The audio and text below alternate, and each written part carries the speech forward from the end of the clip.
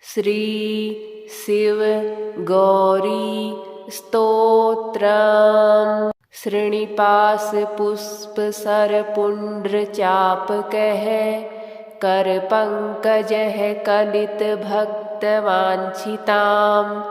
तरुणारुणारुणतनुं त्रिलोचनाम्, ललितां भजे ललितचन्द्रचूलिकाम्। ललिता विभूषित निजाङ्गमूर्तये, ललिते सुचाप श्रीनिपास पाणये।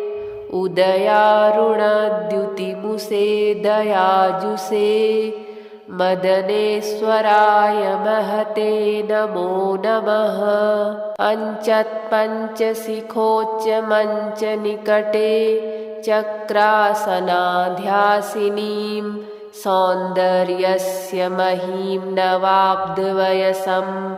गौरीं कुलालापिनीं मालापुष्पसृणीगुणाञ्चितकरां, पूगप्रमाणस्तनीं बालां श्रीललिताम्बिकादुहितरं।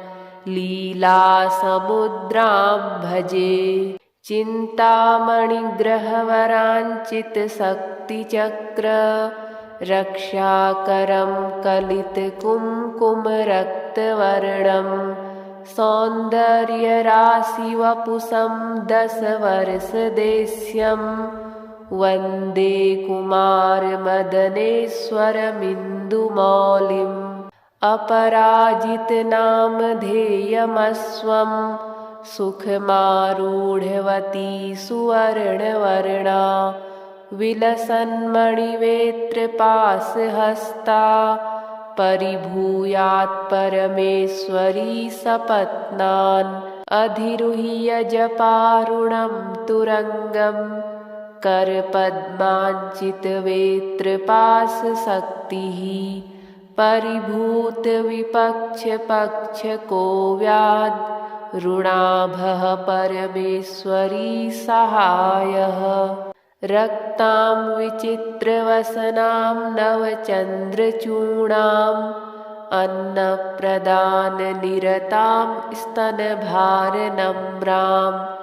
नृत्यन्तमिन्दुसकलाभरणं विलोक्य, हृष्टां भजे भगवतीं भवदुःखहन्त्रीम्। उदञ्चिता कुञ्चितवामपादं, समञ्चिताहीन्दुकृशानुहस्तम्। अन्नप्रदां वीक्ष्य मुदा महेशीं, नटन्तमाद्यं नटमाश्रयामः। अरुणारुणकोटितुल्यकान्तिं, श्रीनिपासाभयवाञ्छितप्रदानः। अनुरक्तकरां नवेन्दुचूडाम्, अखिलेशीं भुवनेश्वरीं भजामः। बालेन्दुकलितोत्तंसं, बालारुणसमद्युतिं, पाशाङ्कुशवराभीतिकरं शम्भुं समाश्रये। कुलाचलकुतूहलं कुसुमचापसञ्जीवनं, कुचे कलितवल्कलं गुरुकृपारसं लोचने। जपासहृदयं रुचौ जपवटाभिरामं करे, जटानिबिण्डितं कचे जयति जीवितं साम्भवम्। दत्तात्रेयं शिवं शान्तम्, इन्द्रनीलनिभं प्रभुम्, आत्ममायारतं देवम्, अवधूतं दिगम्बरं। भस्मोद्धूलितसर्वाङ्गं, जटाजूटधरं विभुं, चतुर्बाहुमुदाराङ्गं, प्रफुल्लकमलेक्षणं। ज्ञानयोगनिधिं विश्वगुरुं योगिजनप्रियं, भक्तानुकम्पिनं सर्वसाक्षिणं सिद्धसेवितं। एवं यः सततं ध्यायेद् देवदेवं सनातनं स मुक्तः सर्वपापेभ्यो निःश्रेयसमाप्नुयात्। श्रीनिवासपुष्पसरपुण्ड्रचापकः करपङ्कजः कलितभक्तवाञ्छितां तरुणारुणारुणतनुं त्रिलोचनां ललितां भजे ललितचन्द्रचूलिकां। ललिताविभूषितनिजाङ्गमूर्तये ललिते सुचापश्रीनिवासपाणये उदयारुणद्युतिमुषे दयाजुषे मदनेश्वराय महते नमो नमः। अञ्चत्पञ्चशिखोच्चमञ्चनिकटे चक्रासनाध्यासिनीं सौन्दर्यस्य महीं नवाब्धवयसं गौरीं कुलालापिनीं मालापुष्पसृणीगुणाञ्चितकरां पूगप्रमाणस्तनीं बालां श्रीललिताम्बिकादुहितरं लीलासमुद्रां भजे। चिन्तामणिग्रहवराञ्चितशक्तिचक्र रक्षाकरं कलितकुङ्कुमरक्तवर्णं सौन्दर्यराशिवपुषं दशवर्षदेश्यं वन्दे कुमारमदनेश्वरमिन्दुमौलिम्। अपराजितनामधेयमस्वं सुखमारूढवती सुवर्णवर्णा विलसन्मणिवेत्रपाशहस्ता परिभूयात् परमेश्वरी सपत्नान्। अधिरुह्य जपारुणं तुरङ्गं करपद्माञ्चितवेत्रपाशशक्तिः परिभूतविपक्षपक्षको व्याद् ऋणाभः परमेश्वरी सहायः। रक्तां विचित्रवसनां नवचन्द्रचूणाम् अन्नप्रदाननिरतां स्तनभारनम्रां नृत्यन्तमिन्दुसकलाभरणं विलोक्य हृष्टां भजे भगवतीं भवदुःखहन्त्रीम्। उदञ्चिता कुञ्चितवामपादं समञ्चिताहीन्दुकृशानुहस्तम् अन्नप्रदां वीक्ष्य मुदा महेशीं नटन्तमाद्यं नटमाश्रयामः। अरुणारुणकोटितुल्यकान्तिं श्रीनिवासाभयवाञ्छितप्रदानः अनुरक्तकरां नवेन्दुचूडाम् अखिलेशीं भुवनेश्वरीं भजामः। बालेन्दुकलितोत्तंसं बालारुणसमद्युतिं पाशाङ्कुशवराभीतिकरं शम्भुं समाश्रये। कुलाचलकुतूहलं कुसुमचापसञ्जीवनं कुचे कलितवल्कलं गुरुकृपारसं लोचने। जपासहृदयं रुचौ जपवटाभिरामं करे जटानिबिण्डितं कचे जयति जीवितं साम्भवम्। दत्तात्रेयं शिवं शान्तम् इन्द्रनीलनिभं प्रभुम् आत्ममायारतं देवम् अवधूतं दिगम्बरं भस्मोद्धूलितसर्वाङ्गं जटाजूटधरं विभुं चतुर्बाहुमुदाराङ्गं प्रफुल्लकमलेक्षणं।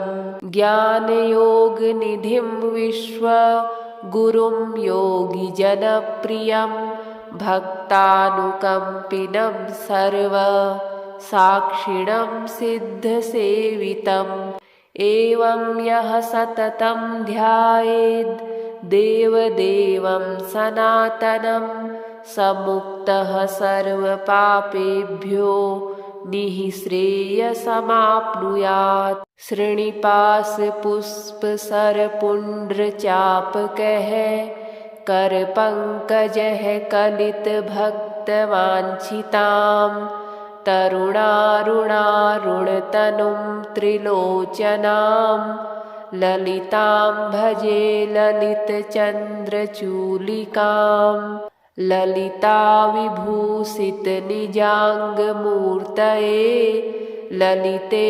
सुचापश्रीनिवासपाणये उदयारुणद्युतिमुषे दयाजुषे मदनेश्वराय महते नमो नमः।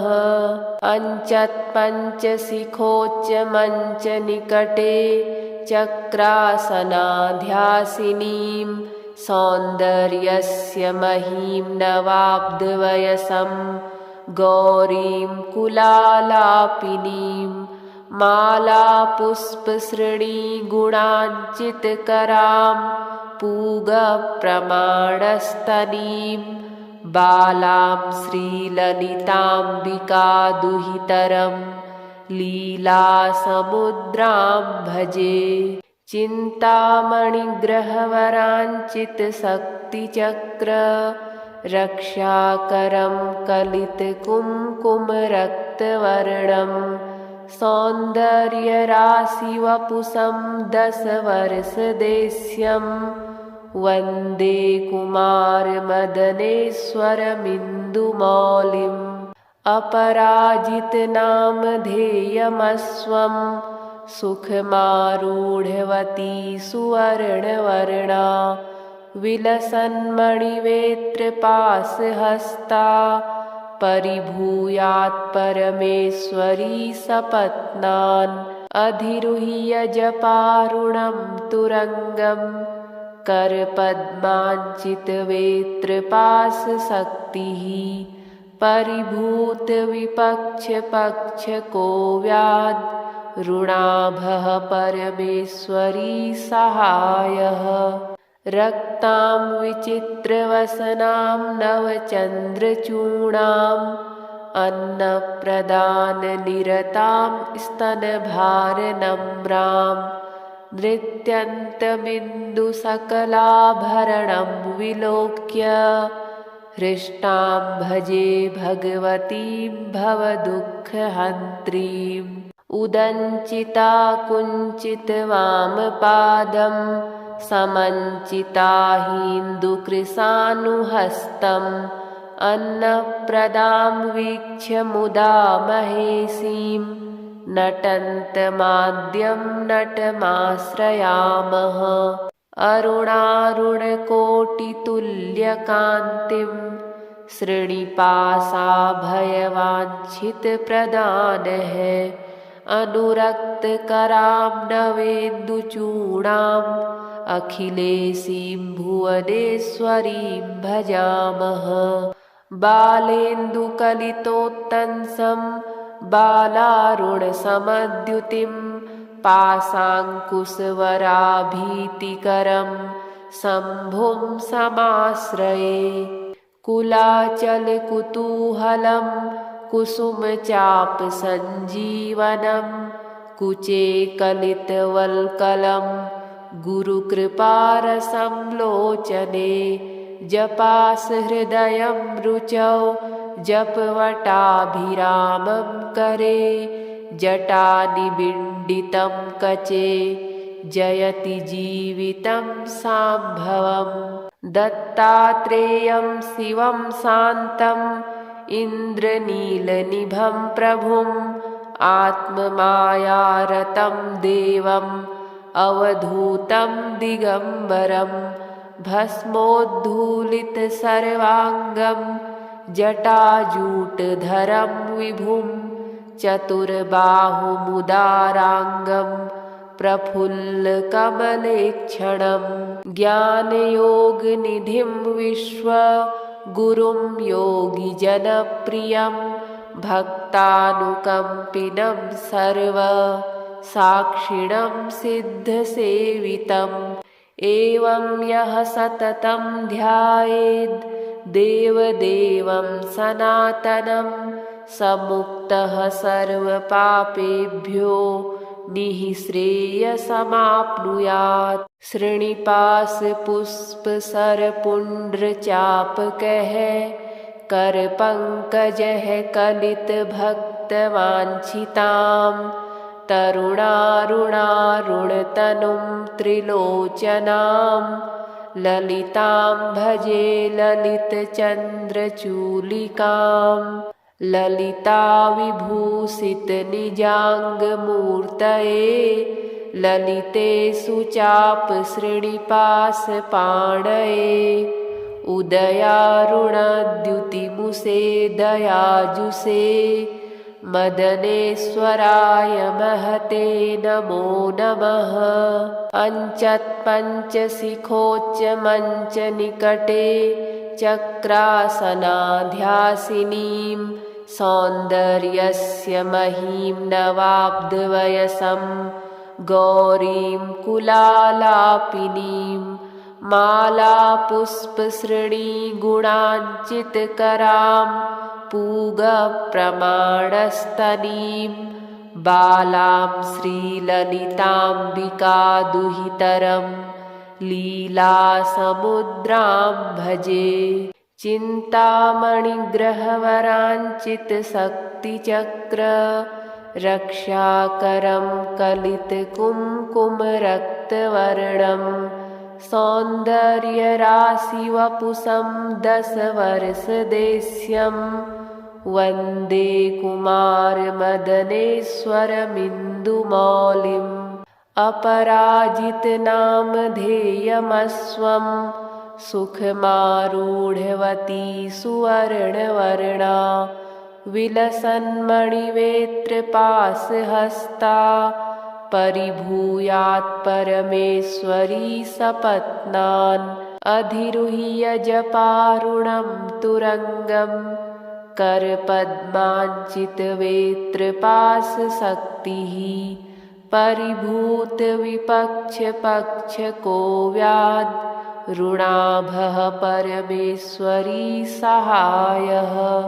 रक्तां विचित्रवसनां नवचन्द्रचूणाम् अन्नप्रदाननिरतां स्तनभारनम्रां नृत्यन्तमिन्दुसकलाभरणं विलोक्य हृष्टां भजे भगवतीं भवदुःखहन्त्रीम् उदञ्चिता कुञ्चितवामपादं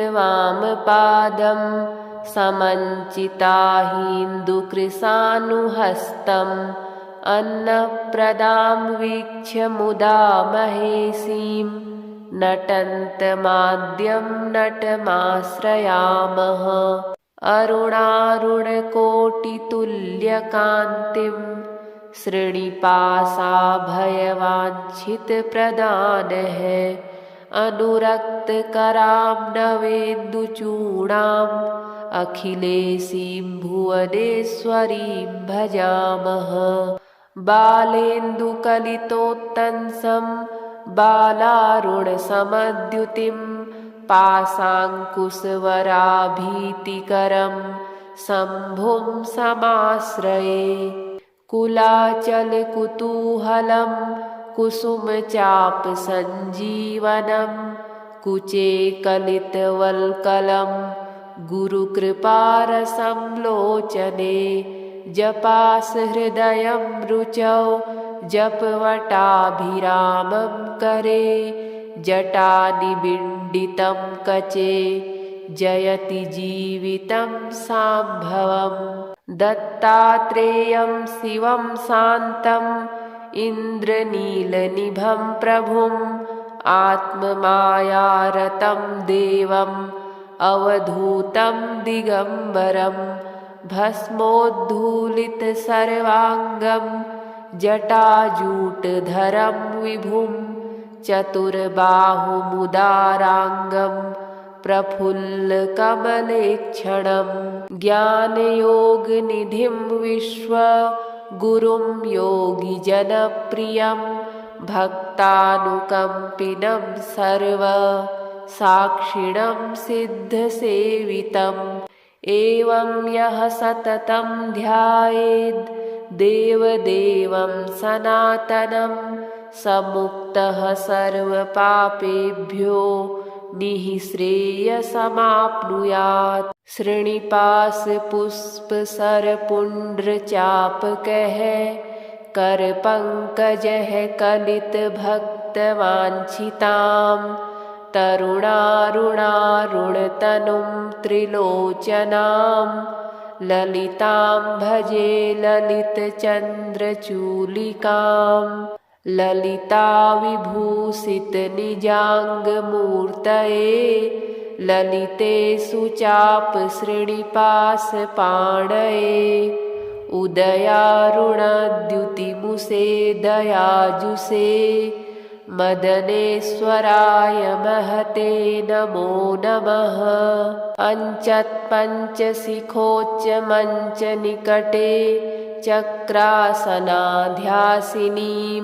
सौन्दर्यस्य महीं नवाब्धवयसं गौरीं कुलालापिनीं मालापुष्पश्रेणीगुणाञ्चितकरां पूगप्रमाणस्तनीं बालां श्रीललिताम्बिकादुहितरं लीलासमुद्रां भजे। चिन्तामणिग्रहवराञ्चितशक्तिचक्र रक्षाकरं कलितकुङ्कुमरक्तवर्णं सौन्दर्यराशिवपुषं दशवर्षदेश्यं वन्दे कुमारमदनेश्वरमिन्दुमौलिम् अपराजितनामधेयमस्वं सुखमारूढवती सुवर्णवर्णा विलसन्मणिवेत्रपाशहस्ता परिभूयात् परमेश्वरी सपत्नान् अधिरुह्य जपारुणं तुरङ्गं करपद्माञ्चितवेत्रपाशशक्तिः परिभूतविपक्षपक्षको व्याद् ऋणाभः परमेश्वरी सहायः। रक्तां विचित्रवसनां नवचन्द्रचूणाम् अन्नप्रदाननिरतां स्तनभारनम्रां नृत्यन्तमिन्दुसकलाभरणं विलोक्य हृष्टां भजे भगवतीं भवदुःखहन्त्रीम् उदञ्चिता कुञ्चितवामपादं समञ्चिताहीन्दुकृशानुहस्तम् अन्नप्रदां वीक्ष्य मुदा महेशीं नटन्तमाद्यं नटमाश्रयामः। अरुणारुणकोटितुल्यकान्तिं श्रीनिवासाभयवाञ्छितप्रदानः अनुरक्तकरां नवेन्दुचूडाम् अखिलेशीं भुवनेश्वरीं भजामः। बालेन्दुकलितोत्तंसं बालारुणसमद्युतिं पाशाङ्कुशवराभीतिकरं शम्भुं समाश्रये। कुलाचलकुतूहलं कुसुमचापसञ्जीवनं कुचे कलितवल्कलं गुरुकृपारसं लोचने जपासहृदयं रुचौ जपवटाभिरामं करे जटानिबिण्डितं कचे जयति जीवितं साम्भवम्। दत्तात्रेयं शिवं शान्तम् इन्द्रनीलनिभं प्रभुम् आत्ममायारतं देवं अवधूतं दिगम्बरं भस्मोद्धूलितसर्वाङ्गं जटाजूटधरं विभुं चतुर्बाहुमुदाराङ्गं प्रफुल्लकमलेक्षणं ज्ञानयोगनिधिं विश्वगुरुं योगिजनप्रियं भक्तानुकम्पिनं सर्वसाक्षिणं सिद्धसेवितम् एवं यः सततं ध्यायेद् देवदेवं सनातनं स मुक्तः सर्वपापेभ्यो निःश्रेयसमाप्नुयात्। श्रीनिवासपुष्पसरपुण्ड्रचापकः करपङ्कजः कलितभक्तवाञ्छितां तरुणारुणारुणतनुं त्रिलोचनां ललितां भजे ललितचन्द्रचूलिकां ललिताविभूषितनिजाङ्गमूर्तये ललिते सुचापश्रीनिवासपाणये उदयारुणद्युतिमुषे दयाजुषे मदनेश्वराय महते नमो नमः। अञ्चत्पञ्चशिखोच्चमञ्चनिकटे चक्रासनाध्यासिनीं सौन्दर्यस्य महीं नवाब्धवयसं गौरीं कुलालापिनीं मालापुष्पश्रेणीगुणाञ्चितकरां पूगप्रमाणस्तनीं बालां श्रीललिताम्बिकादुहितरं लीलासमुद्रां भजे। चिन्तामणिग्रहवराञ्चितशक्तिचक्र रक्षाकरं कलितकुङ्कुमरक्तवर्णं सौन्दर्यराशिवपुषं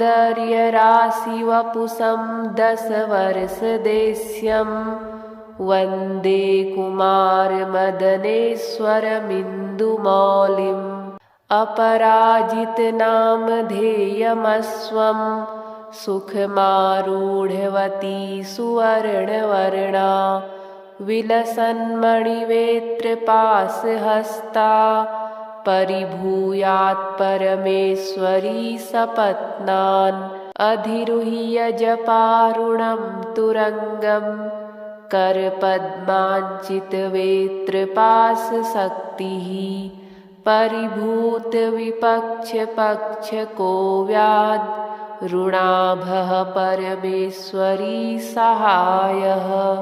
रक्तां विचित्रवसनां नवचन्द्रचूडाम् अन्नप्रदाननिरतां स्तनभारनम्रां नृत्यन्तमिन्दुसकलाभरणं विलोक्य हृष्टां भजे भगवतीं भवदुःखहन्त्रीम् उदञ्चिता कुञ्चितवामपादं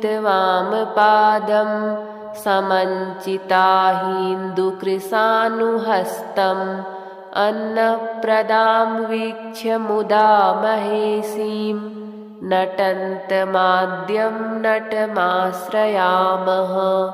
अरुणारुणकोटितुल्यकान्तिं श्रीनिवासाभयवाञ्छितप्रदानः अनुरक्तकरां नवेन्दुचूडाम् अखिलेशीं भुवनेश्वरीं भजामः।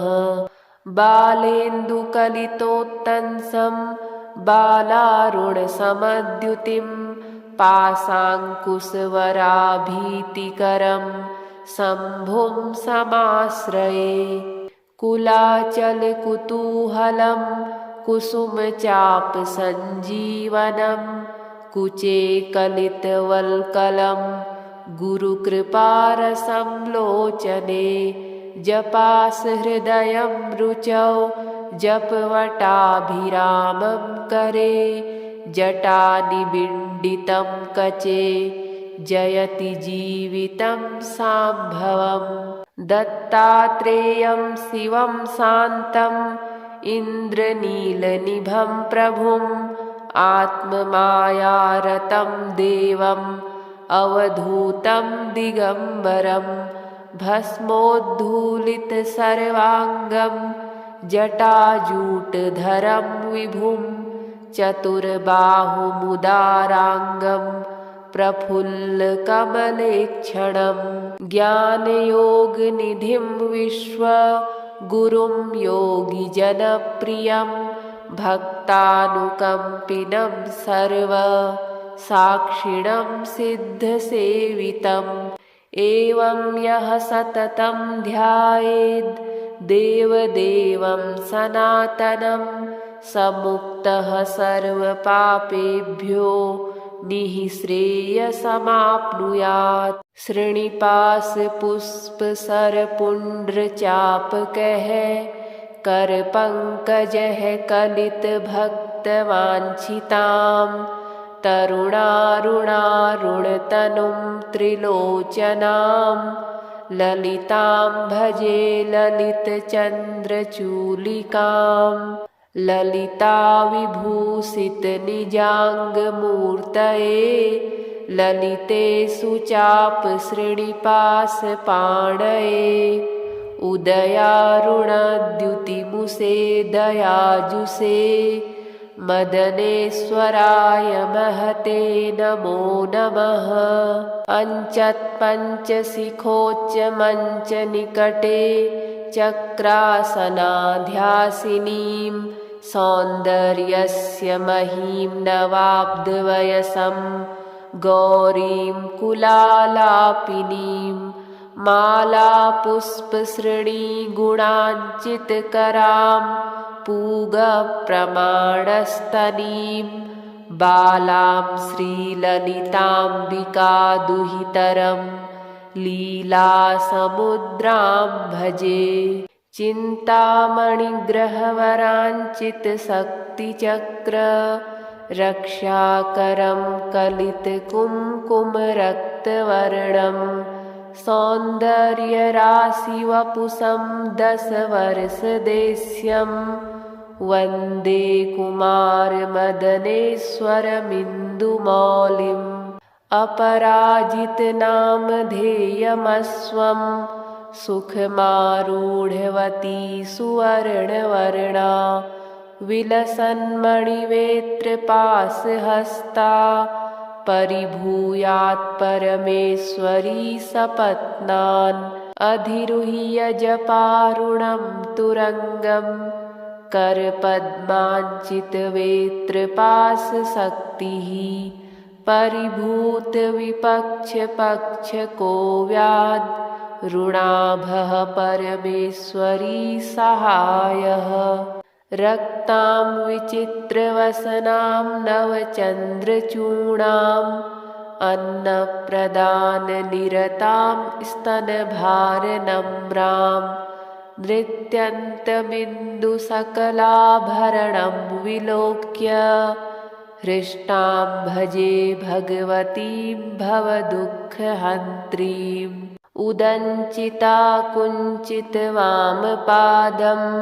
समञ्चिताहीन्दुकृशानुहस्तम् अन्नप्रदां वीक्ष्य मुदा महेशीं नटन्तमाद्यं नटमाश्रयामः।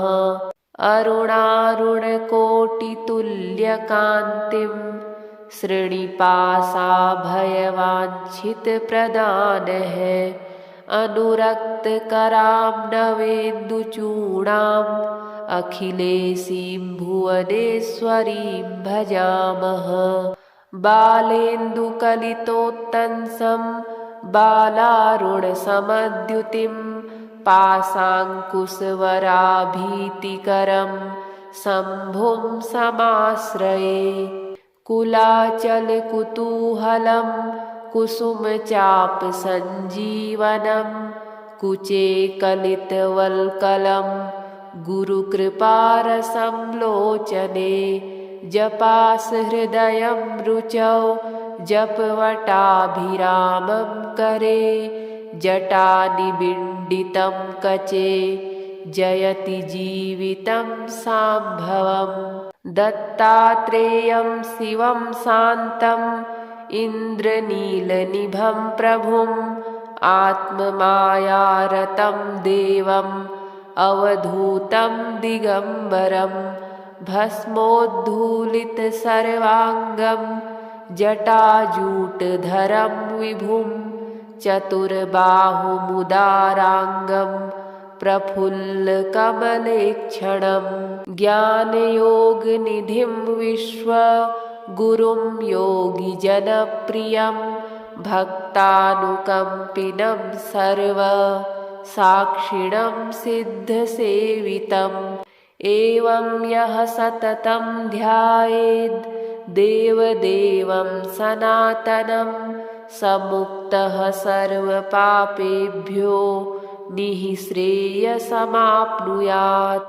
श्रीनिवासपुष्पसरपुण्ड्रचापकः करपङ्कजः कलितभक्तवाञ्छितां तरुणारुणारुणतनुं त्रिलोचनां ललितां भजे ललितचन्द्रचूलिकां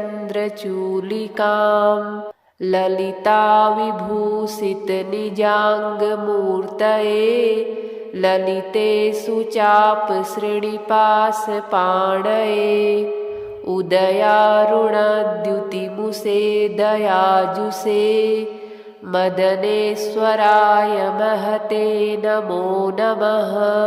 अञ्चत्पञ्चशिखोच्चमञ्चनिकटे चक्रासनाध्यासिनीं सौन्दर्यस्य महीं नवाब्दवयसं गौरीं कुलालापिनीं मालापुष्पश्रेणीगुणाञ्चितकरां पूगप्रमाणस्तनीं बालां श्रीललिताम्बिकादुहितरं लीलासमुद्रां भजे। चिन्तामणिग्रहवराञ्चितशक्तिचक्र रक्षाकरं कलितकुङ्कुमरक्तवर्णं सौन्दर्यराशिवपुषं दशवर्षदेश्यं वन्दे कुमारमदनेश्वरमिन्दुमौलिम् अपराजितनामधेयमस्वं सुखमारूढवती सुवर्णवर्णा विलसन्मणिवेत्रपाशहस्ता परिभूयात् परमेश्वरी सपत्नान् अधिरुह्य जपारुणं तुरङ्गं करपद्माञ्चितवेत्रपाशशक्तिः परिभूतविपक्षपक्षको व्याद् ऋणाभः परमेश्वरी सहायः। रक्तां विचित्रवसनां नवचन्द्रचूडाम् अन्नप्रदाननिरतां स्तनभारनम्रां नृत्यन्तमिन्दुसकलाभरणं विलोक्य हृष्टां भजे भगवतीं भवदुःखहन्त्रीम् उदञ्चिता कुञ्चितवामपादं समञ्चिताहीन्दुकृशानुहस्तम् अन्नप्रदां वीक्ष्य मुदा महेशीं नटन्तमाद्यं नटमाश्रयामः। अरुणारुणकोटितुल्यकान्तिं श्रीनिवासाभयवाञ्छितप्रदानः अनुरक्तकरां नवेन्दुचूडाम् अखिलेशीं भुवनेश्वरीं भजामः। बालेन्दुकलितोत्तंसं बालारुणसमद्युतिं पाशाङ्कुशवराभीतिकरं शम्भुं समाश्रये। कुलाचलकुतूहलं कुसुमचापसञ्जीवनं कुचे कलितवल्कलं गुरुकृपारसं लोचने जपास हृदयं रुचौ जपवटाभिरामं करे जटानिबिण्डितं कचे जयति जीवितं साम्भवम् दत्तात्रेयं शिवं शान्तम् इन्द्रनीलनिभं प्रभुम् आत्ममायारतं देवम् अवधूतं दिगम्बरं भस्मोद्धूलितसर्वाङ्गं जटाजूटधरं विभुं चतुर्बाहुमुदाराङ्गं प्रफुल्लकमलेक्षणं ज्ञानयोगनिधिं विश्वगुरुं योगिजनप्रियं भक्तानुकम्पिनं सर्वसाक्षिणं सिद्धसेवितम् एवं यः सततं ध्यायेद् देवदेवं सनातनं स मुक्तः सर्वपापेभ्यो निःश्रेयसमाप्नुयात् श्रीनिवासपुष्पसरपुण्ड्रचापकः करपङ्कजः कलितभक्तवाञ्छितां तरुणारुणारुणतनुं त्रिलोचनां ललितां भजे ललितचन्द्रचूलिकां ललिताविभूषितनिजाङ्गमूर्तये ललिते सुचापश्रीनिवासपाणये उदयारुणद्युतिमुषे दयाजुषे मदनेश्वराय महते नमो नमः अञ्चत्पञ्चशिखोच्चमञ्चनिकटे चक्रासनाध्यासिनीं सौन्दर्यस्य महीं नवाब्दवयसं गौरीं कुलालापिनीं मालापुष्पसृणीगुणाञ्चितकरां पूगप्रमाणस्तनीं बालां श्रीललिताम्बिकादुहितरं लीलासमुद्रां भजे चिन्तामणिग्रहवराञ्चितशक्तिचक्र रक्षाकरं कलितकुङ्कुमरक्तवर्णं सौन्दर्यराशिवपुषं दशवर्षदेश्यं वन्दे कुमारमदनेश्वरमिन्दुमौलिम् अपराजितनामधेयमस्वं सुखमारूढवती सुवर्णवर्णा विलसन्मणिवेत्रपाशहस्ता परिभूयात् परमेश्वरी सपत्नान् अधिरुह्य जपारुणं तुरङ्गं करपद्माञ्चितवेत्रपाशशक्तिः परिभूतविपक्षपक्षको व्याद् ऋणाभः परमेश्वरी सहायः रक्तां विचित्रवसनां नवचन्द्रचूणाम् अन्नप्रदाननिरतां स्तनभारनम्रां नृत्यन्तमिन्दुसकलाभरणं विलोक्य हृष्टां भजे भगवतीं भवदुःखहन्त्रीम् उदञ्चिता कुञ्चितवामपादं समञ्चिता हिन्दुकृशानुहस्तम्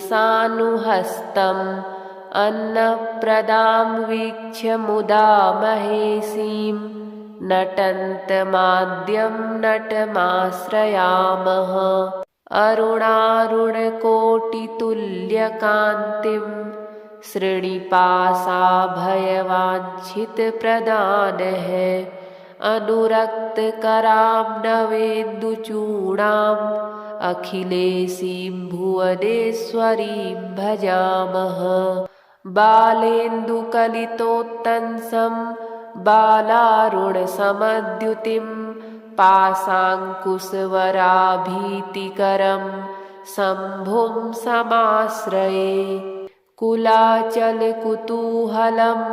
कुसुमचापसञ्जीवनं कुचे कलितवल्कलं गुरुकृपारसं लोचने जपास हृदयं रुचौ जपवटाभिरामं करे जटानिबिण्डितं कचे जयति जीवितं साम्भवम् दत्तात्रेयं शिवं शान्तम् इन्द्रनीलनिभं प्रभुम् आत्ममायारतं देवम् अवधूतं दिगम्बरं भस्मोद्धूलितसर्वाङ्गं जटाजूटधरं विभुं चतुर्बाहुमुदाराङ्गं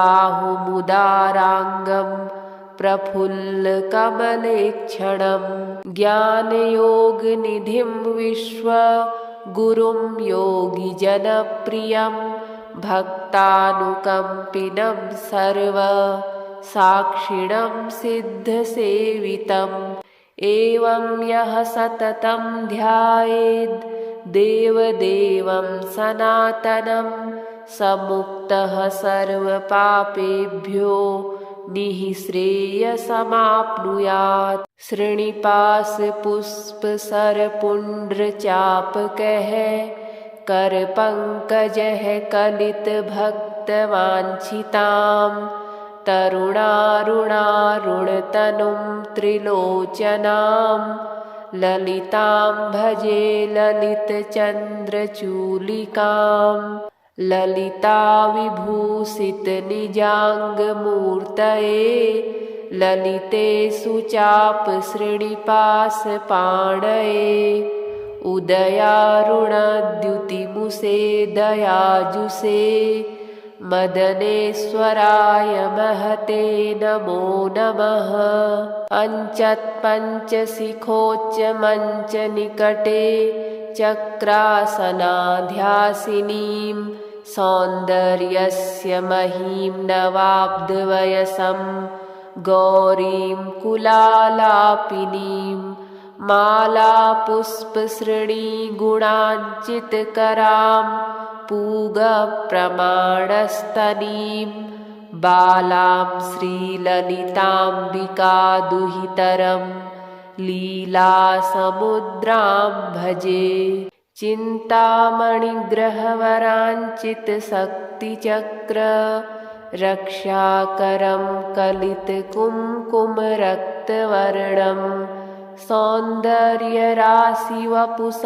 दशवर्षदेश्यं वन्दे कुमारमदनेश्वरमिन्दुमौलिम् अपराजितनामधेयमस्वं सुखमारूढवती सुवर्णवर्णा विलसन्मणिवेत्रपाशहस्ता परिभूयात् परमेश्वरी सपत्नान् अधिरुह्य जपारुणं तुरङ्गं करपद्माञ्चितवेत्रपाशशक्तिः परिभूतविपक्षपक्षको व्याद् ऋणाभः परमेश्वरी सहायः रक्तां विचित्रवसनां नवचन्द्रचूडाम् अन्नप्रदाननिरतां स्तनभारनम्रां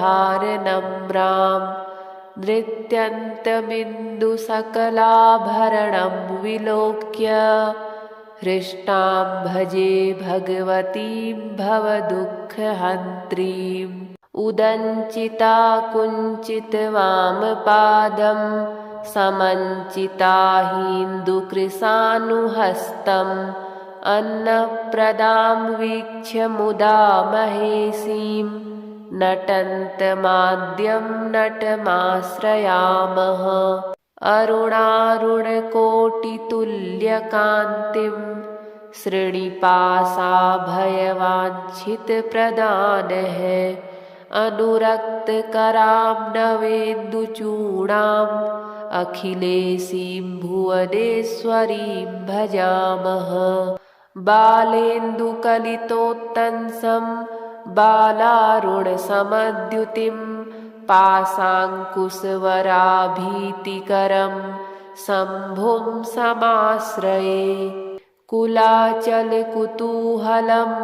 कुसुमचाप संजीवनं कुचे कलितवल्कलं गुरुकृपारसं लोचने जपास हृदयं रुचौ जपवटाभिरामं करे जटानिबिण्डितं कचे जयति जीवितं सांभवम् दत्तात्रेयं शिवं शान्तम् इन्द्रनीलनिभं प्रभुम् आत्ममायारतं देवम् अवधूतं दिगम्बरं भस्मोद्धूलितसर्वाङ्गं जटाजूटधरं विभुं चतुर्बाहुमुदाराङ्गं प्रफुल्लकमलेक्षणं ज्ञानयोगनिधिं विश्वगुरुं योगिजनप्रियं भक्तानुकम्पिनं सर्वसाक्षिणं सिद्धसेवितम् एवं यः सततं ध्यायेद् देवदेवं सनातनं स मुक्तः सर्वपापेभ्यो निःश्रेयसमाप्नुयात् श्रीनिपासपुष्पसरपुण्ड्रचापकः करपङ्कजः कलितभक्तवाञ्छितां तरुणारुणारुणतनुं त्रिलोचनां ललितां भजे ललितचन्द्रचूलिकां ललिताविभूषितनिजाङ्गमूर्तये ललिते सुचापश्रीनिपासपाणये उदयारुणद्युतिमुषे दयाजुषे मदनेश्वराय महते नमो नमः पञ्चत्पञ्चशिखोच्चमञ्चनिकटे चक्रासनाध्यासिनीं सौन्दर्यस्य महीं नवाब्दवयसं गौरीं कुलालापिनीं मालापुष्पसृणीगुणाञ्चितकरां पूगप्रमाणस्तनीं बालां श्रीललिताम्बिकादुहितरं लीलासमुद्रां भजे चिन्तामणिग्रहवराञ्चितशक्तिचक्र रक्षाकरं कलितकुङ्कुमरक्तवर्णं सौन्दर्यराशिवपुषं दशवर्षदेश्यं वन्दे कुमारमदनेश्वरमिन्दुमौलिम् अपराजितनामधेयमस्वं सुखमारूढवती सुवर्णवर्णा विलसन्मणिवेत्रपाशहस्ता परिभूयात् परमेश्वरी सपत्नान् अधिरुह्य जपारुणं तुरङ्गं करपद्माञ्चितवेत्रपाशशक्तिः परिभूतविपक्षपक्षको व्याद् ऋणाभः परमेश्वरी सहायः रक्तां विचित्रवसनां नवचन्द्रचूणाम् अन्नप्रदाननिरतां स्तनभारनम्रां नृत्यन्तमिन्दुसकलाभरणं विलोक्य हृष्टां भजे भगवतीं भवदुःखहन्त्रीम् उदञ्चिता कुञ्चितवामपादं समञ्चिता हिन्दुकृशानुहस्तम् अन्नप्रदां वीक्ष्य मुदा महेशीं नटन्तमाद्यं नटमाश्रयामः अरुणारुणकोटितुल्यकान्तिं श्रीनिपासाभयवाञ्छितप्रदानः अनुरक्तकरां नवेन्दुचूडाम् अखिलेशीं भुवनेश्वरीं भजामः बालेन्दुकलितोत्तंसं बालारुणसमद्युतिं पाशाङ्कुशवराभीतिकरं शम्भुं समाश्रये। कुलाचलकुतूहलं कुसुमचापसञ्जीवनं कुचे कलितवल्कलं गुरुकृपारसं लोचने। जपासहृदयं रुचौ जपवटाभिरामं करे। जटानिबिण्डितं कचे जयति जीवितं साम्भवम्। दत्तात्रेयं शिवं शान्तम् इन्द्रनीलनिभं प्रभुम् आत्ममायारतं देवम् अवधूतं दिगम्बरम्। भस्मोद्धूलितसर्वाङ्गं जटाजूटधरं विभुं चतुर्बाहुमुदाराङ्गं प्रफुल्लकमलेक्षणं। ज्ञानयोगनिधिं विश्वगुरुं योगिजनप्रियं भक्तानुकम्पिनं सर्वसाक्षिणं सिद्धसेवितम्। एवं यः सततं ध्यायेद् देवदेवं सनातनं स मुक्तः सर्वपापेभ्यो निःश्रेयसमाप्नुयात्।